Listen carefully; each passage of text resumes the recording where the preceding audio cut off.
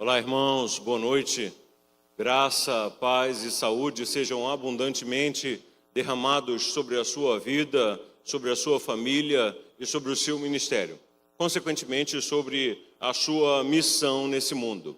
Para nós, para mim e para a Célia, é motivo de alegria poder estar aqui com vocês nessa noite, participando dessa conferência missionária. Veja que bênção, veja que coisa maravilhosa Deus tem feito na vida da Igreja Presbiteriana de Jaru. Enquanto muitas igrejas nem têm visão ou consciência missionária, a Igreja Presbiteriana de Jaru se senta para conferir os seus atos missionários. E conferir segundo as Escrituras, com o objetivo de determinar caminhos, estratégias, métodos, identificar oportunidades e pensar o ser igreja presbiteriana nesse mundo, sobre uma perspectiva muito interessante, que é justamente a perspectiva da unidade em Cristo. Se é uma conferência missionária, a pergunta que o tema nos levanta é: o quão unidos estamos nessa missão? Bem claro, quando nos ensina que é o Espírito Santo quem, na verdade, traduz as verdadeiras intenções do nosso coração ao coração de Deus, para que Deus responda às nossas necessidades segundo a vontade dEle e para a glória dEle. A coisa interessante que deve chamar a nossa atenção é que, se Deus ora, o que é que Ele fala quando Ele ora? E nós temos, tanto no primeiro Pai Nosso, o Pai Nosso que estás nos céus, quanto nesse segundo Pai Nosso, eu costumo chamar essa de a segunda oração do Pai Nosso, ideias muito interessantes que precisam ser levadas em consideração no nosso relacionamento de comunhão com Deus. Jesus fala sobre a glória de Deus, Jesus fala sobre santidade, Jesus fala sobre unidade, Jesus fala sobre coparticipação naquilo que Deus está fazendo, Jesus fala em amor. E é interessante perceber como tudo isso converge para a ideia de missão, tanto da missão de Deus, de se revelar a gentes de todos os povos, raças, línguas, tribos e nações, em todas as gerações, como a missão da igreja, de cumprir nessa nossa geração, fielmente, obedientemente, o desafio de comunicar Cristo de maneira inteligível àqueles menos alcançados pelo Evangelho e ainda não alcançados pelo Evangelho. Então, eu pessoalmente gosto muito desse texto. Infelizmente, nessas 4 reflexões que nós vamos ter, não teremos tempo para exaurir toda a profundidade desse texto. Esse texto é tão denso, tão profundo. Essa oração de Jesus, no capítulo 17 de João, tem implicações teológicas, eclesiológicas, soteriológicas e missiológicas tão profundas que, se nós passássemos a semana inteira aqui refletindo sobre esse único capítulo de João, ainda assim não teríamos condições de exaurir toda essa riqueza, toda essa beleza, toda essa profundidade apresentada por Jesus, registrada por João aqui nesse texto, nesse capítulo 17. Então, um outro nome que eu costumo dar a essa oração é de a oração mestra. Por que a oração mestra? Porque ela é a oração que desencadeia todas as outras orações. Todos os temas das nossas orações vão inevitavelmente estar conectados a tudo o que Jesus diz ao Pai Celestial e deixou para nossa edificação e para nossa instrução nesse capítulo. Por isso ele é também chamado de a oração mestra. Outra coisa que nós podemos chamar essa oração, um outro título que nós podemos dar a essa oração é a oração suma, ou seja, a oração do sumo sacerdote, a oração do cabeça da igreja, a oração daquele que tem, na verdade, o direito e a autoridade para pedir a Deus, à Trindade, certas coisas que de outra forma não seriam possíveis e não estariam acessíveis a nós, igreja, senão por mediação de Cristo Jesus. É um capítulo profundo e significativo, onde Jesus faz a sua oração sacerdotal.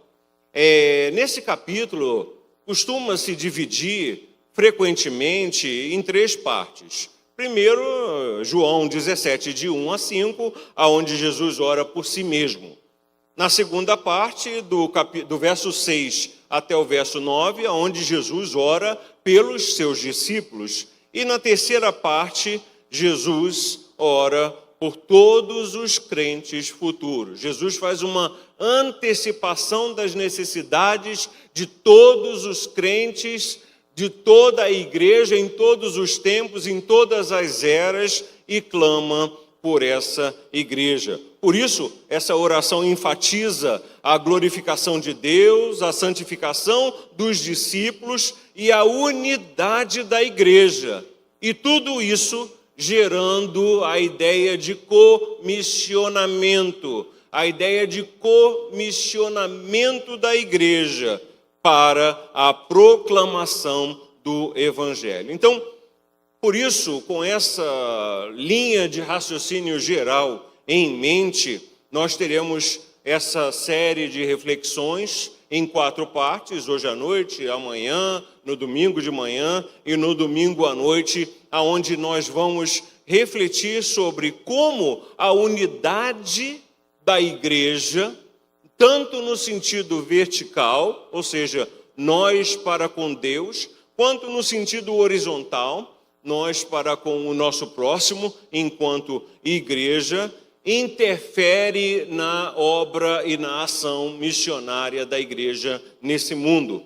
O texto vai mostrar de uma maneira muito clara e muito evidente que essas coisas estão intimamente conectadas, e a observação desses princípios vão nos fazer inevitavelmente uma igreja bem-sucedida em missões ou fracassada em missões. Uma vez que só é possível cumprir a tarefa missionária se soubermos e tivermos condições e a disciplina de fazermos em unidade. Ou seja, só juntos podemos cumprir a missão. É impossível que cumpramos a missão sem esse fator unidade, sem esse fator catalisador, sem esse agente desencadeador do poder de Deus através da igreja, expresso na unidade dos santos. Por isso, hoje, em que nós vamos meditar nesse trecho, nessa perícope de João, capítulo 17, do verso 1 ao verso 5, nós vamos chamar, ou nós vamos dar o seguinte tema: a unidade, a glorificação e unidade em Cristo e na missão. Esse é o tema da nossa reflexão nessa noite. A glorificação e unidade em Cristo e na missão, como consequência dessa unidade. Queridos, a unidade começa inevitavelmente com a glorificação. E é isso que nós vamos perceber nesse texto. E a consequência dessa glorificação é a ideia da missão de Deus, ou seja, a ideia de missio Dei. Muita gente pensa que a missão é só da igreja, mas a missão da igreja, ela é derivada da missão do próprio Deus, como nós vamos ver nessa passagem. A ideia de Deus se glorificar na criação de tudo na salvação do homem e na oferta da salvação a todos os povos, raças, línguas, tribos e nações, é que constrói essa estrutura de trabalho da igreja que a gente chama de missão. Assim sendo, uma das primeiras coisas que precisa ficar muito bem estabelecido na nossa mente e no nosso coração é que Deus não precisa de nós para o cumprimento da missão dele. Ele é perfeitamente capaz de cumprir a missão dele de se revelar a todos os povos em todas as gerações. Tanto é isso um fato que João viu em Apocalipse capítulo 7, 9, gentes, pessoas de todas as tribos, povos, raças, línguas, tribos e nações adorando e bendizendo ao Cordeiro. Isso quer dizer que João viu o resultado da missão. João viu o resultado do nosso engajamento. É basicamente entrar no jogo com o resultado garantido. Porque a ideia da salvação de representantes de todos os segmentos da humanidade pertence ao próprio Deus. Não pertence a nós, a igreja. O que pertence a nós é o privilégio de participar, a oportunidade de obedecer, a alegria de servir ao Senhor naquilo que Ele está fazendo no mundo. Ou seja, nessa proposta de se auto-revelar. Vamos ler o texto do capítulo 17 de João, do verso 1 ao verso 5, que começa dizendo: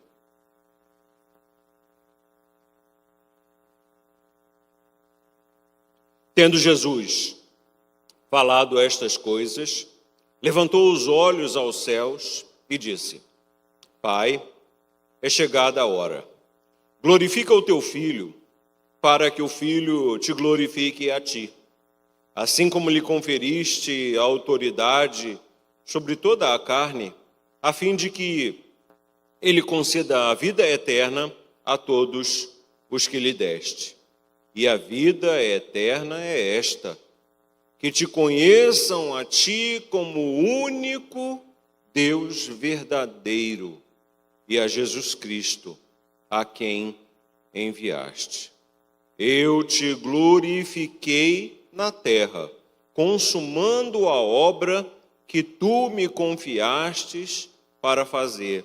E agora, glorifica-me, ó Pai, com a glória, glorifica-me, ó Pai, contigo mesmo, com a glória que eu tive junto de ti antes que houvesse mundo. Amém. Bendito seja o Senhor e bendita seja a palavra do Senhor, que por si só já fala aos nossos corações, não é verdade? Nós poderíamos refletir sobre esse texto e obter profundas lições para a nossa espiritualidade e relacionamento com Deus nesse tempo em que nós estamos vivendo. O fato aqui é que a unidade começa com a glorificação. A primeira coisa que a gente precisa saber em missões e entender em missões é aquilo que o catecismo diz. Qual é o fim último de todas as coisas? O fim último de todas as coisas, é a pergunta número 1 do catecismo, é a glória de Deus. O objetivo final é a glória de Deus. Não há nada mais importante no universo, no mundo físico, no mundo espiritual, no cosmos, que seja mais importante do que a glória de Deus. E como a glória de Deus é a razão e a instância última que justifica todas as coisas, um conceito secundário surge, que é, e aparece nesse texto, a ideia de missão.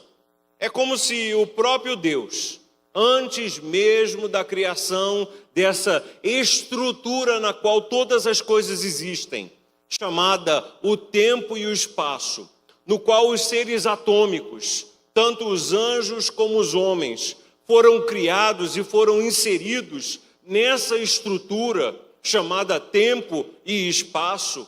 É como se antes mesmo de tudo o próprio Deus perguntasse a si mesmo. A própria Trindade, em uma santa reunião, perguntasse a si mesmo: como elevaremos a nossa glória ainda mais? Como seremos ainda mais glorificados em nós mesmos, sabendo que a nossa glória é a coisa mais importante? E aí, o próprio Deus decide e define a ideia de missão. Porque ao decidir criar todas as coisas, ao decidir criar o espaço, o tempo, a luz, os átomos, os anjos, uma parte deles logo depois vai cair com a sedição de Satanás, a humanidade, o planeta Terra, o Jardim do Éden, Adão e Eva e tudo mais até o dia de hoje, Deus sabia que isso inevitavelmente ia aumentar ainda mais a sua glória. Que algo muito maravilhoso iria ser desenvolvido ao longo dessa ideia de tempo, espaço, que é a história da salvação. E essa história da salvação iria inevitavelmente redundar em uma glória maior ainda. Olha que coisa interessante. Deus estabelece todas as coisas e, ao estabelecer todas as coisas, Ele estabelece a ideia de salvação para que essa ideia de salvação o glorifique. Olha que coisa maravilhosa. E, consequentemente, como resultado disso, após a sua encarnação e antes da sua ascensão, o próprio Deus, em Cristo Jesus, nos faz coparticipantes da missão dele.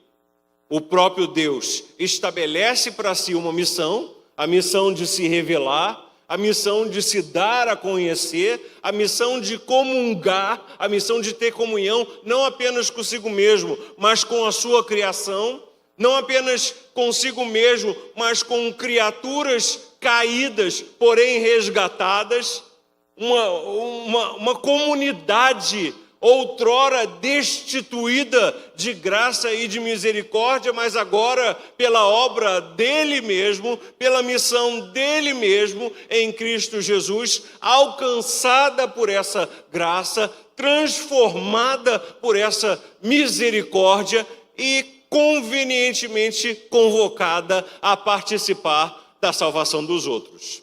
Olha que coisa interessante a gente pode perceber nas Sagradas Escrituras. Só aqueles que realmente entendem e valorizam a sua própria salvação entenderão a ideia de missão.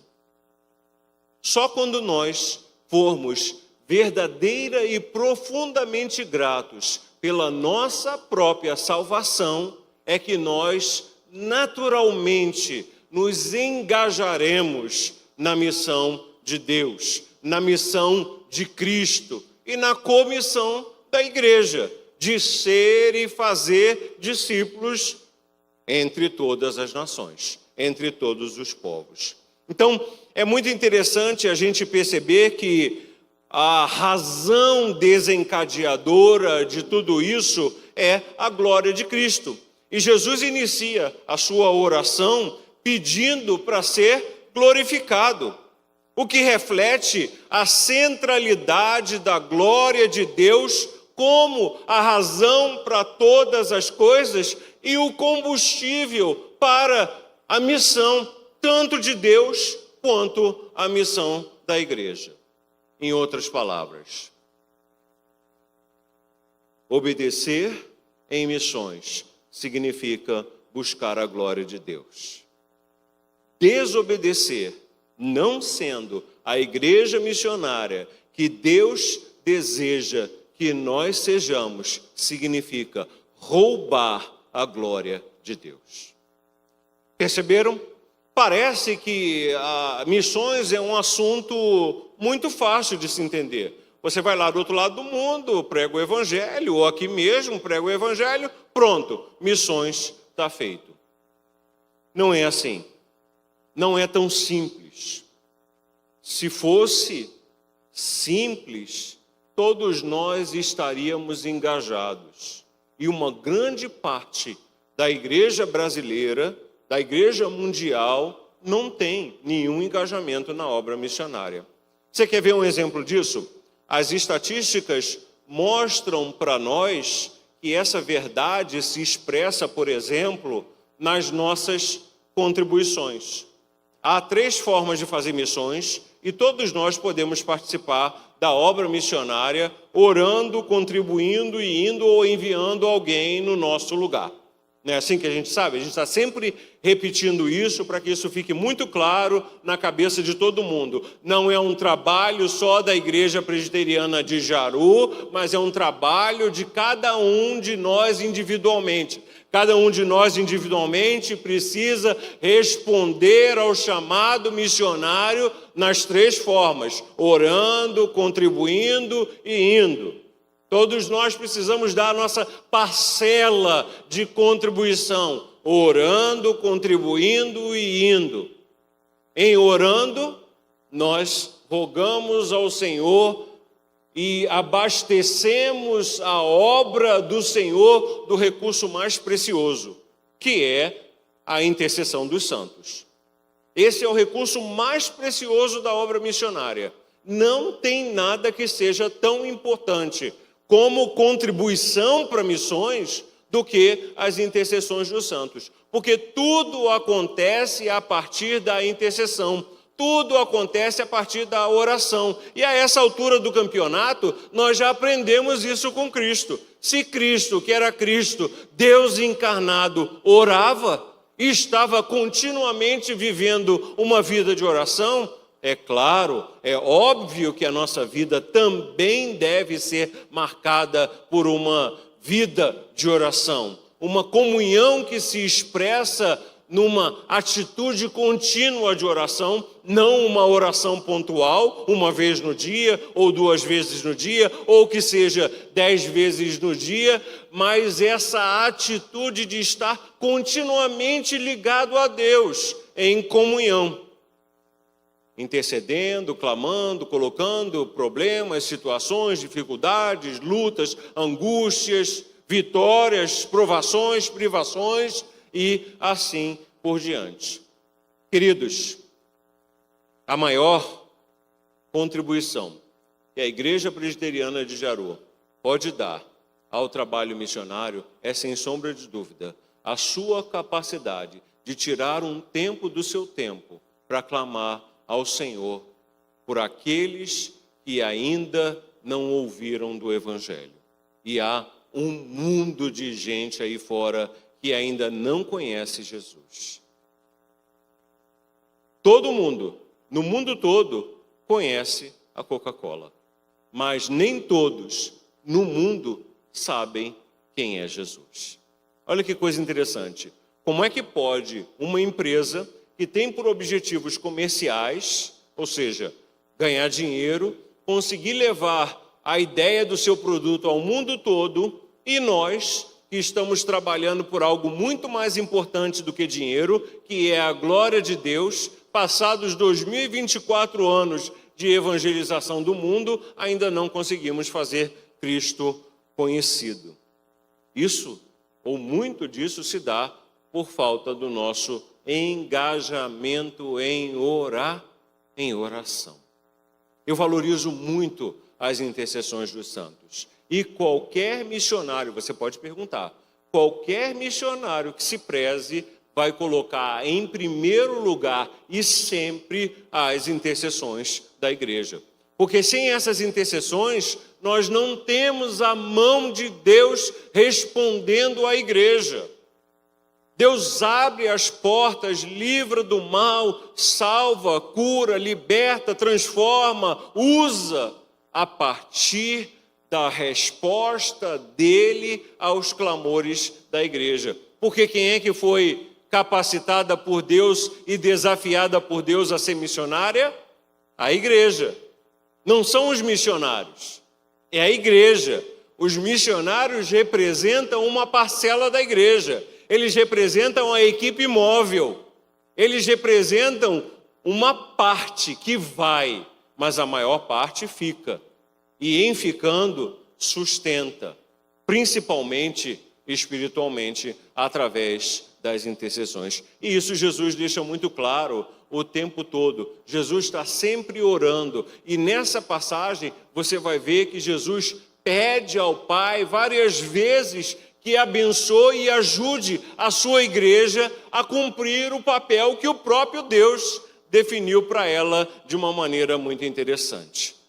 Então, o texto vem falar da nossa participação na obra missionária através de uma compreensão correta de que o objetivo final da missão não é a salvação ou condenação do homem, porque a exposição dos povos ao Evangelho gera dois resultados, ou a salvação ou a condenação. O Evangelho nunca volta vazio. Mas o objetivo do Evangelho, da missão, não é essa. O objetivo da missão é a glória de Deus.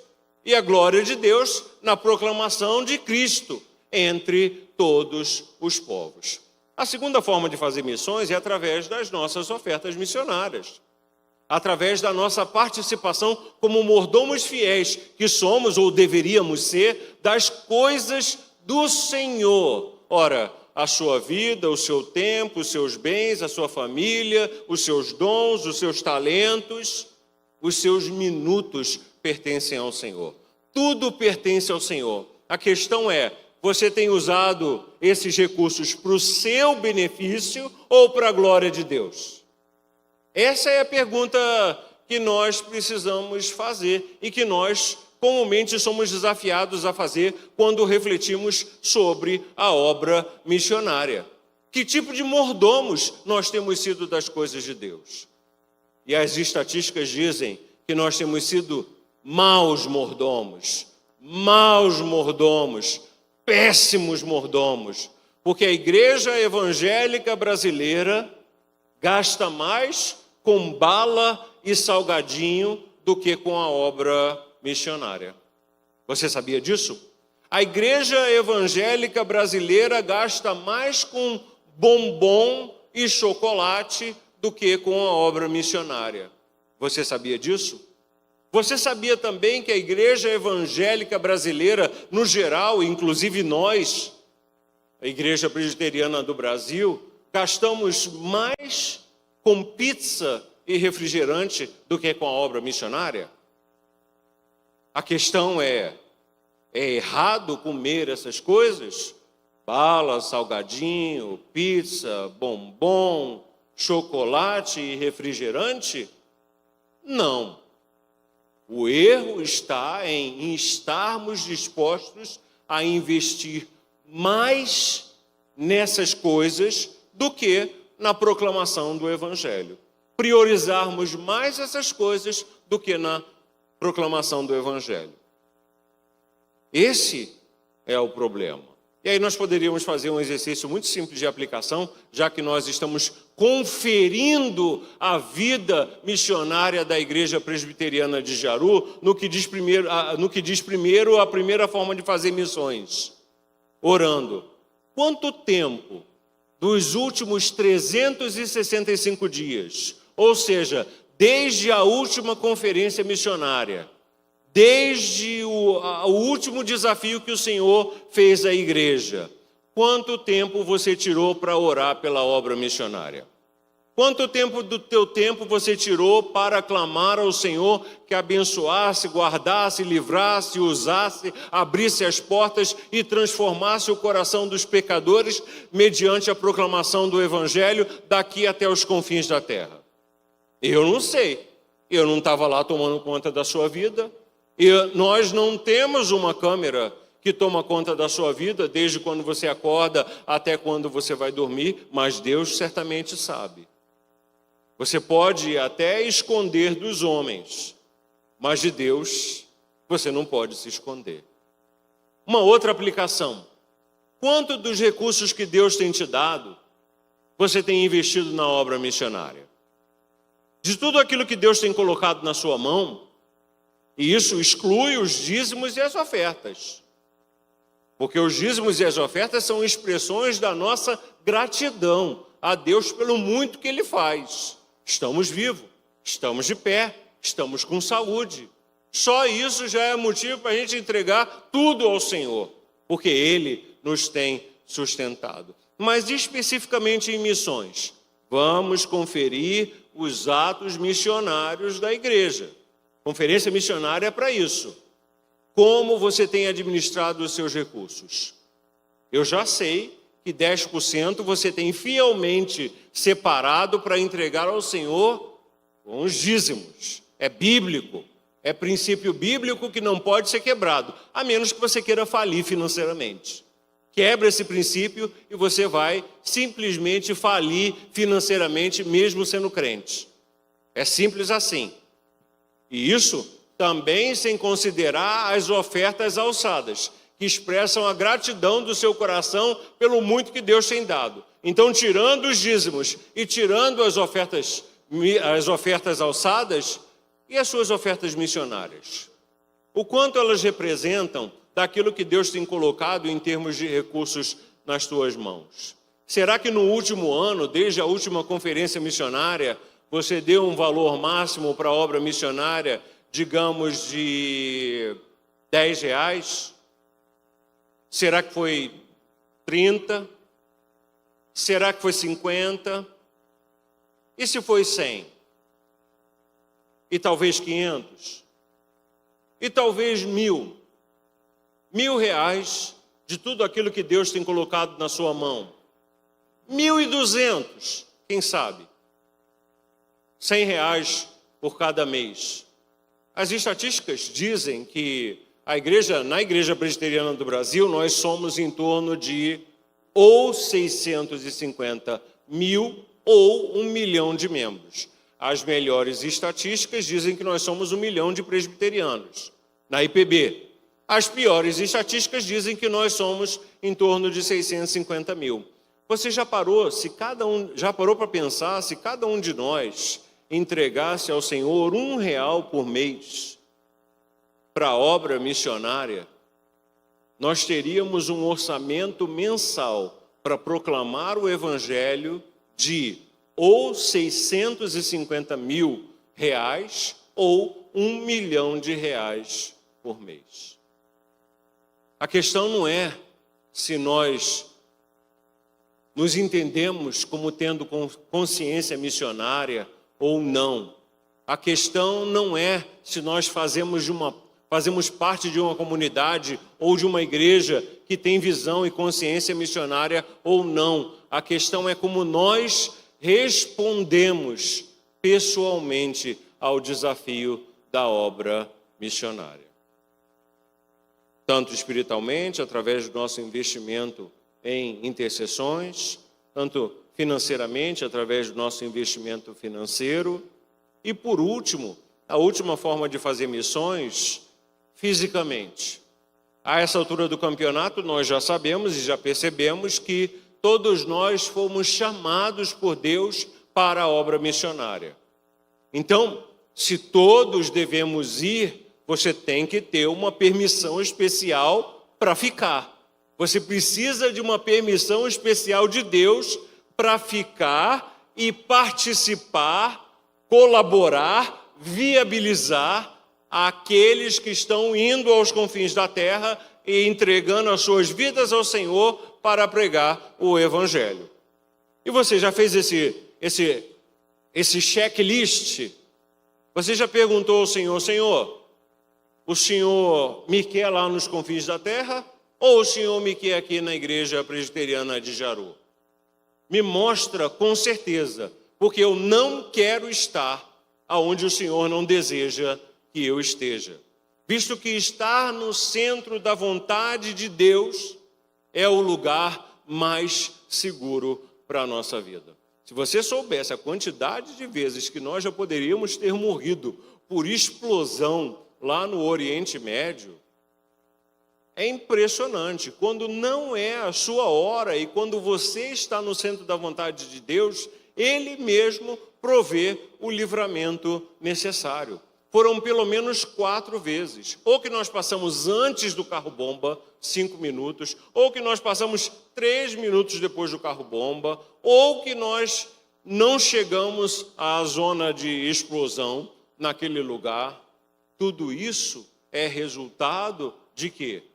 Da bênção de Deus e do desejo de Deus de que vivamos a nossa vida no centro da vontade dele. Agora, essa é uma regra que se aplica só a missionários transculturais? Não. Todos nós devemos e precisamos viver no centro da vontade de Deus. Ou seja, devemos estar autorizados por Deus a agir da maneira que nós agimos e a estar do lugar aonde nós estamos. E isso a gente só vai conseguir através de quê? Unidade. Unidade com Deus, unidade no sentido vertical, essa capacidade de perguntar ao Senhor o que é que Ele deseja da nossa vida.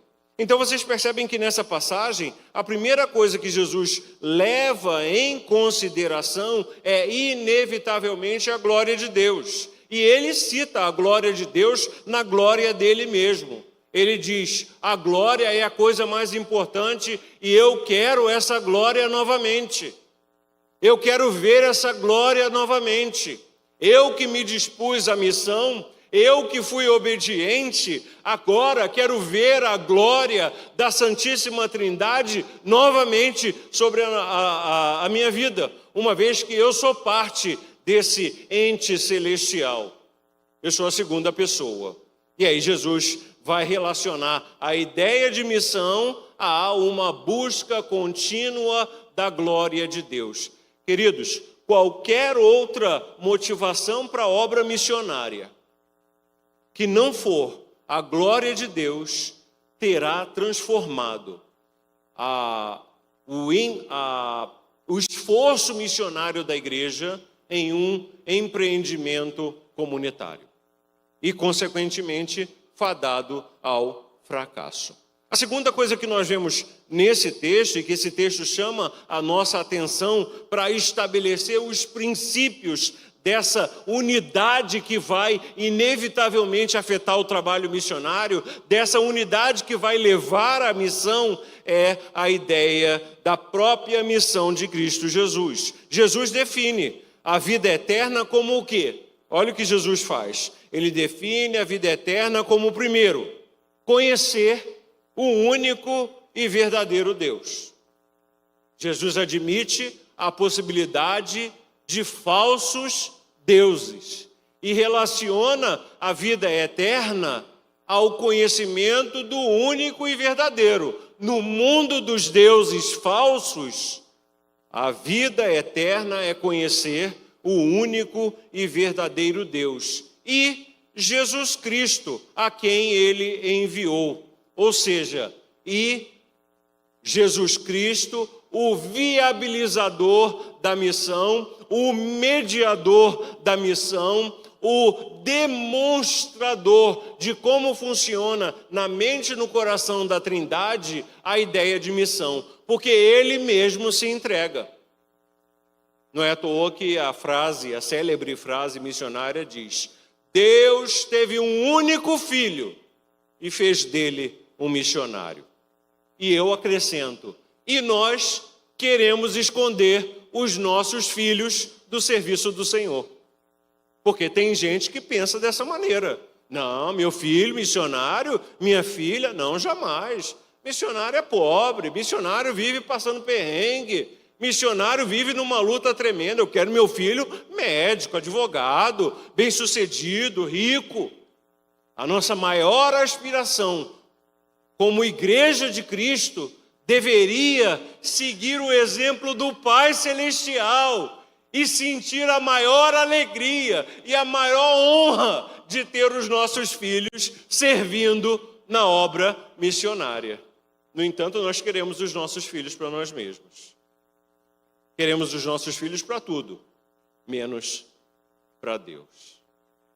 E isso, irmãos, é o que tem matado a igreja nos dias de hoje. Esse egoísmo, essa falta de capacidade de priorizar aquilo que para Deus é prioridade. E deixe-me repetir, porque vocês vão ouvir muito isso esses 3 dias. Deus não tem outra agenda senão a salvação do pecador. Deus não te chamou para ser uma mega igreja. Deus não te chamou para ser importante. Deus não te chamou para mandar no país politicamente. Deus te chamou para ser fiel e obediente. No quê? Na sua missão como igreja, de anunciar Cristo aos não alcançados pelo Evangelho. Jesus fez isso na vida dele. A vida de Jesus, e Jesus define a vida dele e define a vida eterna a partir dele. Jesus Cristo, o verdadeiro rosto de Deus, a quem Deus enviou. Em quê? Em missão. Perceberam a importância que Jesus dá à ideia de envio? Toda igreja deveria ter o privilégio de enviar os seus membros aos confins da terra. O fato de nós termos uma autarquia que faz isso, uma agência presbiteriana de missões transculturais, serve para preencher uma lacuna, uma dificuldade que nós temos. Mas o desejo bíblico, leia Atos dos Apóstolos, especialmente o capítulo 13, e a narrativa da vida da igreja de Antioquia, deveria ser capaz de identificar a vocação missionária na igreja, treinar, enviar, acompanhar e, quando necessário, trazer de volta. Já pensou se cada uma das nossas igrejas tivesse os seus filhos, os seus membros, os membros da sua igreja no campo missionário? Olha que bênção seria. O próprio Deus, a exemplo do que acontecia em Atos dos Apóstolos, acrescentaria os que iam sendo salvos dia a dia. Entretanto, a gente bola 1001 estratégias para fazer a igreja crescer, menos, e não leva em consideração, ou menos, a principal de todas as estratégias, que é obedecer a Deus e ser uma igreja missionária. Uma igreja que respira missões, porque Deus respira missões. Deus tem um caráter e um coração missionário. E a igreja tem uma natureza missionária. E toda vez que a igreja deixa de refletir essa natureza missionária, ela se torna uma sociedade como outra qualquer.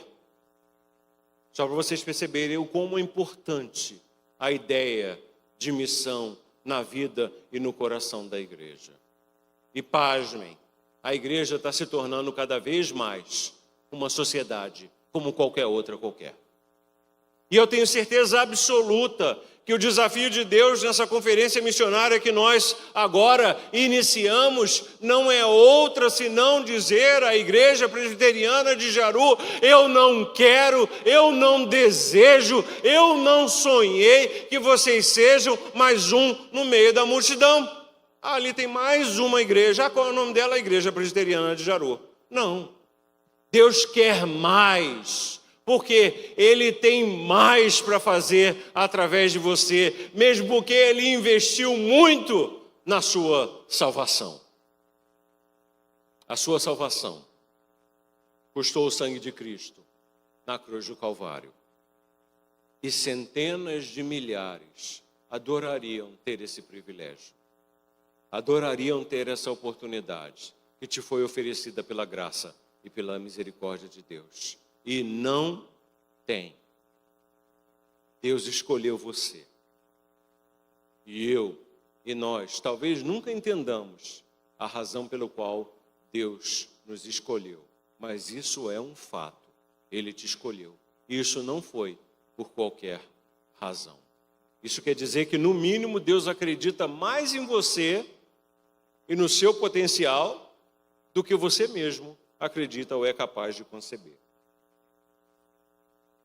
Então, se o primeiro argumento da ideia de que a unidade da igreja começa com a glorificação de Deus e a consequente missão de Deus, e o resultado disso é a missão da igreja, nós podemos perceber que no verso 1 e 2, claramente a glória de Cristo é mencionada por Cristo como o alvo maior. E aí nós temos no verso 3, quando diz, e a vida eterna é essa, que te conheçam a ti como único e verdadeiro Deus e a Jesus Cristo quem enviaste. Ou seja, Jesus define a vida eterna como que conhecer a Deus, como que como o único Senhor e Salvador, e como que como um Deus missionário, porque enviou Jesus.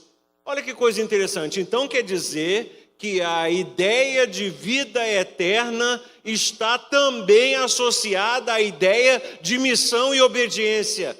Sim, porque se não fosse dessa maneira, Pedro não chegaria à seguinte conclusão. 1 Pedro capítulo 2, verso 9. Vós sois raça eleita, sacerdócio santo, nação santa, sacerdócio real, povo de propriedade exclusiva de Deus. A fim de quê? A fim de proclamar as virtudes daquele que vos chamou das trevas para a sua maravilhosa luz. Cristo foi enviado, Cristo cumpriu a missão do próprio Deus, vindo Ele mesmo mostrar como é que se faz, como é que se obedece, como é que se prioriza a glória e a vontade de Deus, como é que se obedece incondicionalmente, como é que se vive uma vida no altar, cujo objetivo não é a nossa própria barriga, o nosso sonho, o nosso desejo, aquilo que a gente quer, não é esse estilo de vida egoísta, hedonista da nossa sociedade, consumista da nossa sociedade, mas uma vida dependente da vontade de Deus e marcada por uma profunda obediência. E aí, esse conhecimento de que Jesus é o Salvador enviado em missão é a base da nossa unidade. Só é possível ter unidade a partir da ideia comum que todos nós partilhamos, de que esse Jesus, a nossa salvação, foi enviado por Deus em missão para a nossa salvação.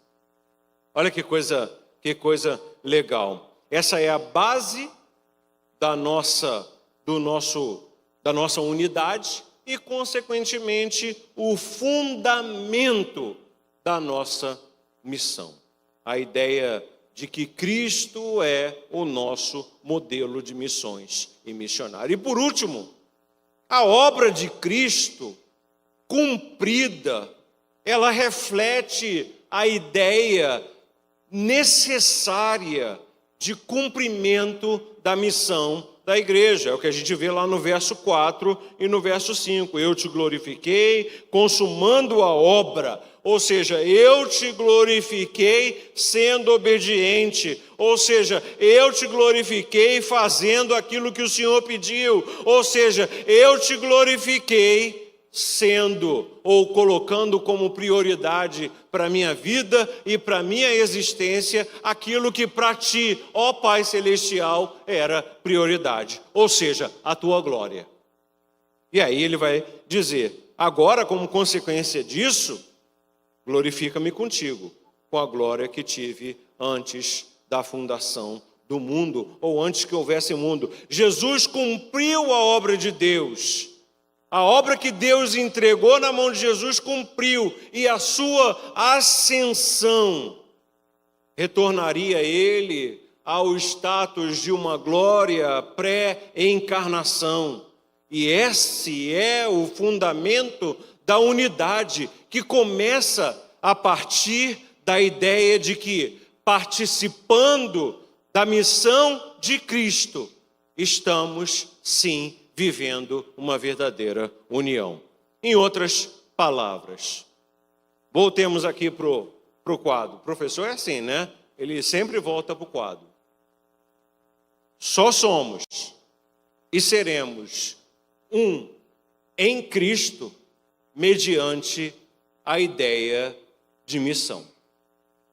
Sem a ideia de missão, não é possível a unidade.